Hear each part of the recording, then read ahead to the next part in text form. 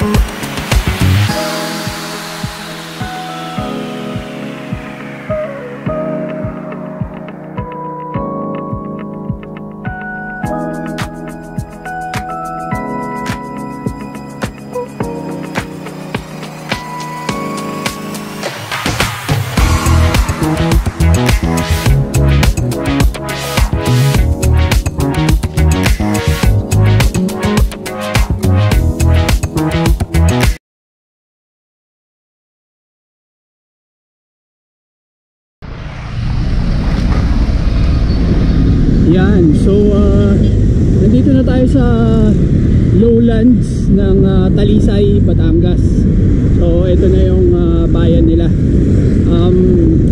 So konting backgrounder tayo sa history ng Talisay, Batangas. So meron akong na-research na article online sa Batangas folklore, history, culture. At ang main source din nila ng history ng Talisay, Batangas is yung isang akda na gawa ni Manuel Sastron. So si Manuel Sastron, isa siyang Spanish government official and part historian na din. So sabi niya itong Talisay, well, naging munisipyo siya sa tala niya is noong 1851, sa panunungkulan daw yun ni Spanish Governor General Juan Urbistondo. At well, ang foundation day na sineselebrate dito sa may Talisay nga pala is February 10, 1869.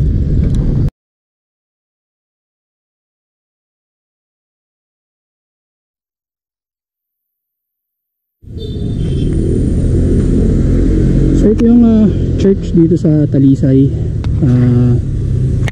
Catholic Church. So origins ng Christianism dito sa lugar ng Talisay. So mga Augustinian missionaries din yung nag-spread ng Christianism dito sa lugar. At medyo dadayo tayo sa konting folktale tungkol sa pangalan ng lugar din ng Talisay. So nung unang pinagawa yung church dito, so mga light materials lang siya. Tapos nagpagawa na ng kampana para ilalagay dun sa church, pero since light materials lang siya gawa, so hindi kakayanin yung bigat ng bell. So ang inutos nung pare is ilagay muna siya sa isang puno ng talisay. So doon muna kinabit yung bell na para sa simbahan. So merong mga tao na nagtatanong, lalo na kapag araw na ng simba, so saan daw sila pupunta? So pupunta lang daw sila sa may talisay kung saan nakakabit yung bell. So nag-stick na yon yung pangalan na yon, and doon daw nagmula yung pangalan ng lugar dito na tawagin ay Talisay. So yun yung paglaganap ng Christianism dito sa lugar. Ayun, so may nakita tayong parang lumang artifact dito, yung kinakwento natin na bell kanina. So ayan o, meron nga lumang bell, 20 de Octubre anyo 1874. Ayan, so meron nga bell. Ayan o, nakasulat yung folklore na nabanggit ko. So how Talisay got its name. Long ago, during the Spanish administration in the Philippines, when Tanawan was in the place where its Barrio Ambolong is now situated, Talisay was a very significant barrio of that municipality. When Tanawan was moved to its present site, Talisay became a barrio of Taal. Talisay, as it is now called, had no definite name. Nobody cared during those times because there were not many inhabitants in this place. In the course of time, people from Taal and Tanawan happened to reach this place and enjoyed staying in this locality.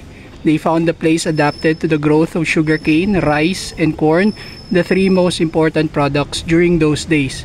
This discovery attracted many people from those two neighboring towns until Talisay was so well populated that it was necessary for the Spanish government to assign a priest to take care of the people's religion. A temporary building was built by the people in the center of the barrio. When the big church bell arrived, it became a problem for the priest to find a convenient place for it. In the place where the temporary church was built was a big talisay tree. The priest ordered the people to hang the bell on one of its branches. Ayun. Ayan yun. May malaking bell. Ayan nga siya.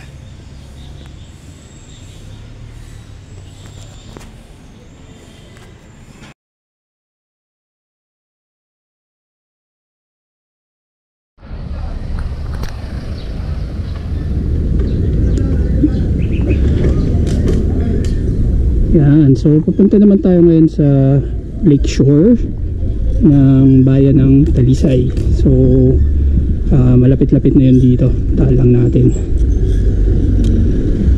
And base sa tala ni Manuel Sastron dun sa gawa niya na Batangas Su Provincia.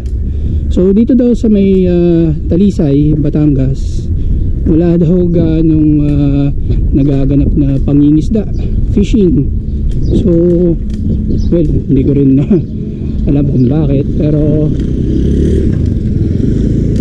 well, malapit yung lugar nila sa Taal Lake. So minsan-minsan nga rin daw nung mga panahon na yon, meron pang nakikita na mga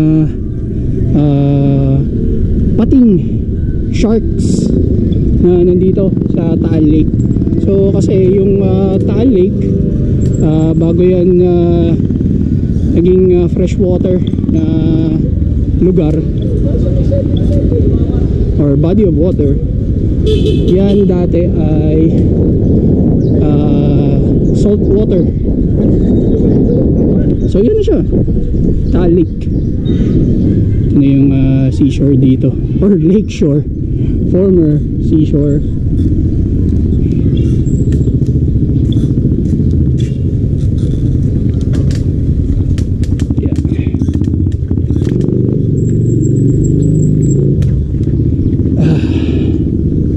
Ito yung Taal Volcano. Ayan, Taal Volcano. Merong steam plume na makikita ngayon. So nung nakaraan lang, merong phreatic eruption na nangyari dyan. So volcanic activity. Ayan, ang mismong Taal Volcano. Yung point na yon is yung Binintiang Malaki. So actually marami talagang vents na nandyan sa Taal Volcano Island.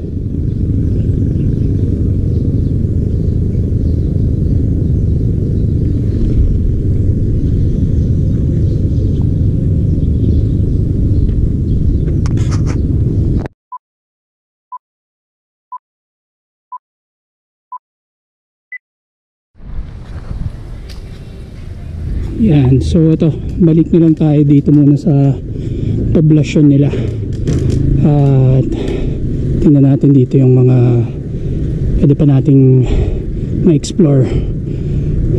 May public cemetery daw dito eh, so tingnan natin kung pwede natin mapasok yan.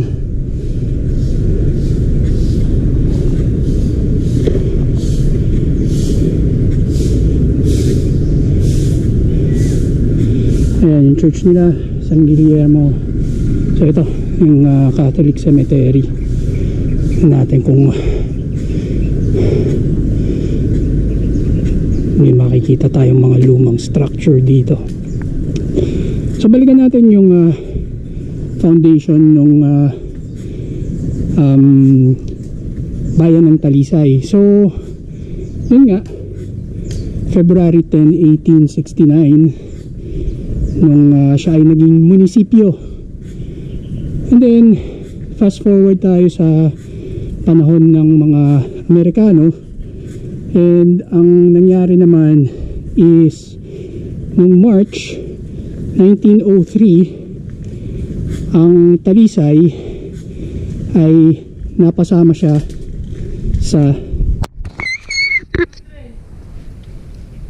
Tanawan.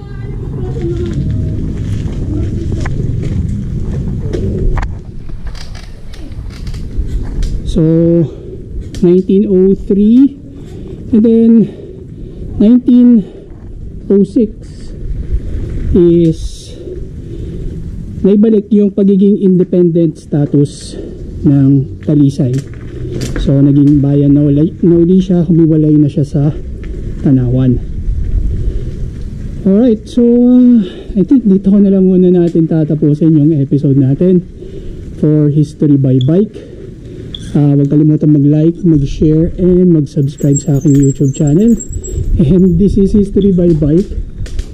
I am signing off sa public cemetery ng Talisay, Batangas. Thank you very much.